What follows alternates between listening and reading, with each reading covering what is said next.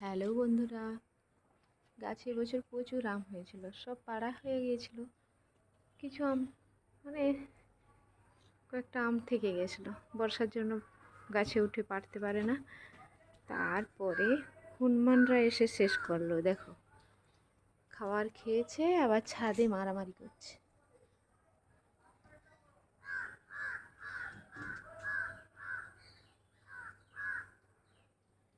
এদের জ্বালায় শান্তি নেই বাবা।